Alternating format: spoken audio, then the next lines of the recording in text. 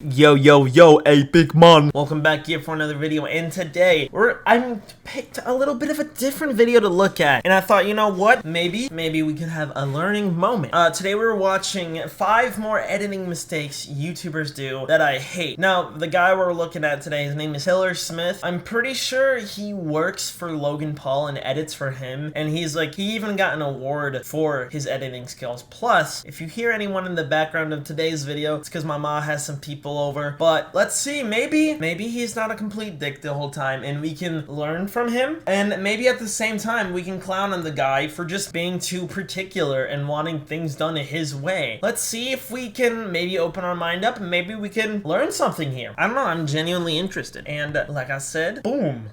When I was younger, I knew I wanted to be a YouTuber, and so my instinct was to study filmmaking. So I went to a fancy film school where they taught me the rules of traditional media. I didn't want to do traditional media. I wanted to do YouTube, and dude, I can tell you the same thing. I mean, I think traditional media would be kind of cool, maybe like at one point to like you get into for like a couple of years, but no more than that. At like a baseline, like, I mean, well, actually, you know, I've always wanted to get into like editing behind the scenes, which I wouldn't be too opposed to doing that for a long time. I like VFX and stuff like that. I think that would be really cool to learn. And the rules are totally different. The majority of media we now consume is web content, a still brand new form of media with whole new rules that go against traditional media. Yet we still don't pay enough attention to what those rules are. So this is me talking about some of those rules. Here's 5 more rules that traditional media doesn't teach you, but you should technically know if you want to be a YouTuber. That was a really long title. That was a really long title. Number 1, the jump cut. The jump cut is all about pacing, and pacing is the most important tool that you can use to keep your audience engaged. Which, let me say, I don't know if you guys have seen or heard about Jason Nash. He has his own little talk show that he does. What he's talking about right now is done to the worst amount of worse in the Jason Nash show. If you really want just an awkward time, go watch that. It's like the shittiest version of Eric Andre probably that I've seen. Imagine how boring it would be if we never cut out those silences in between. That's what I do basically when I'm editing all of my videos. But I'll leave that one in there for editing's sake.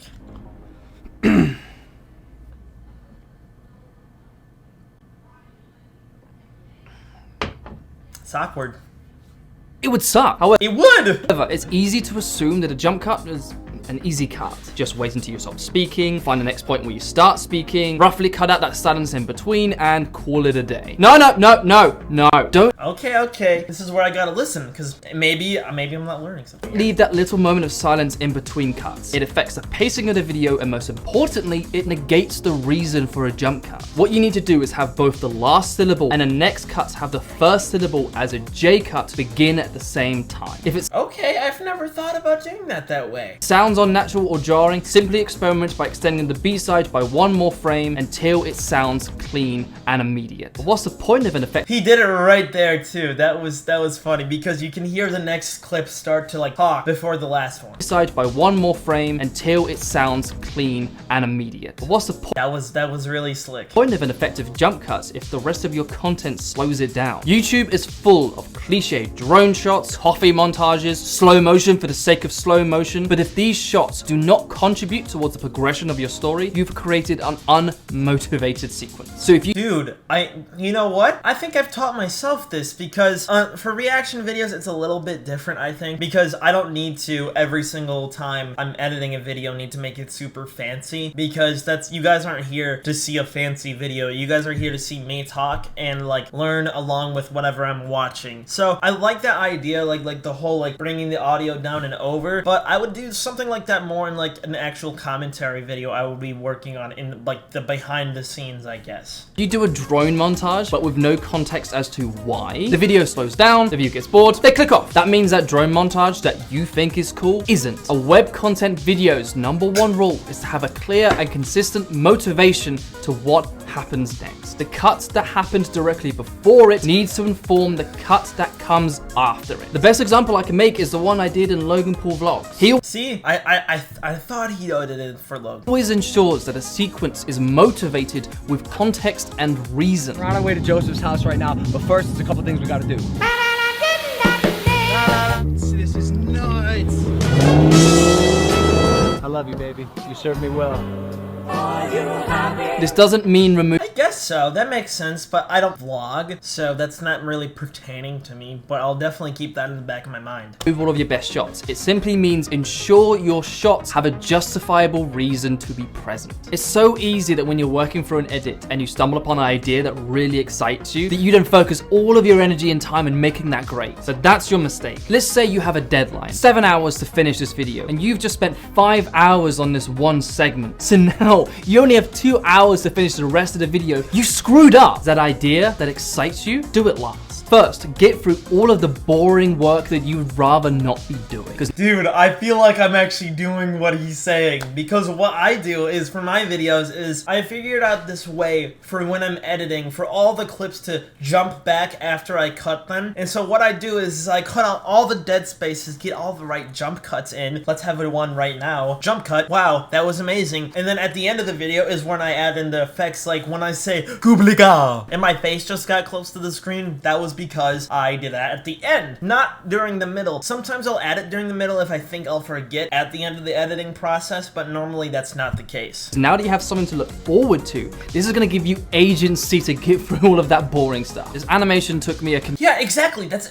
that's the exact reason why I did that, because I started learning how the wave lines looked while I was editing, and now I'm able to edit these videos with the sound off of my computer, so I don't have to listen to my voice for hours on end, and I can have music playing at the same time. So because like I want to make sure that the actual video I'm making and while I'm doing it is enjoyable, because I don't want to make a video and be hating the entire time I'm doing it, because if that's the case, then I don't want to do it. But like I still want to see the end product. So normally what I do, yeah, basically what he said. considerable amount of time of what ended up being a 6-second segment, but it was actually the last thing I did. I made sure the entire video was done first before I even I'm surprised he has to add in so much little stuff in like audio segments. That looks so confusing, Jesus. started this animation. It's not just cool effects that waste your time. One of the biggest banes of editing is actually finding the right music track. And so Dude, back. understandable, but a mistake if you find a track and go, oh, well, that'll do, I guess. But that is the problem. Music is the biggest influence in creating the feeling of your video. What I mean, That's why I like doing reactions, because if it's a good fire song, it brings up the mood, and me and the viewer get into it together, you know what I mean? Even I get into it myself, because sometimes when I'm reacting to a song that I like freaking love, let's say the song All the Way in Space is so cool from Jacksepticeye and Markiplier. Those two videos, when I was going through editing that was one of those small cases where I didn't have I guess music on instead of while I was editing the video. I was watching it back and singing with myself, and when I posted the video I watched it again because I was like, I love this feeling of just interacting with the person on the screen and them with me, and so that's why I do that. by feeling is the quality of the emotional experience created by the content. And the best way to diminish that quality is by choosing the wrong music. Everything kind of Yeah, if you hear the music change, yeah. Normally in the backgrounds of my videos, if they need sound, like if I'm making like a tier list, I have this one collective track of Super Mario 64 music that I really like, and I use it a lot because it doesn't get copyrighted, and I don't know if that's because they're like free in the system or whatever. falls apart. It can feel naked, unpolished, and well, quite frankly, awkward. What you have to do is carefully curate the music for each video. What's very important to perfect, but very easy to get wrong, is the feeling that you create with your choice of music. Because I guess it does create like an atmospheric feeling all around your head. What is the point of good music, good montages, and good jump cuts if you don't have a good idea? Oh shit, that's the hardest part. Where do you even get a good idea? The answer is surprisingly obvious. Steal. Let's say there's a piece of content that you watch, and the experience it gives you resonates. It has a profound and memorable effect on you, on what it is that you enjoy.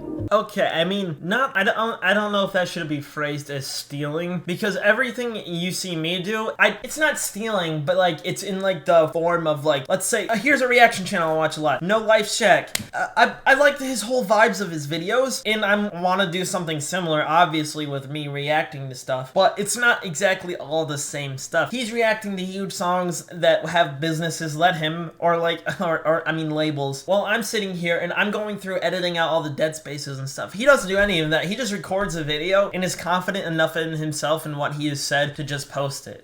It's natural when you fall in love with a piece of content that you want to copy it. So copy it.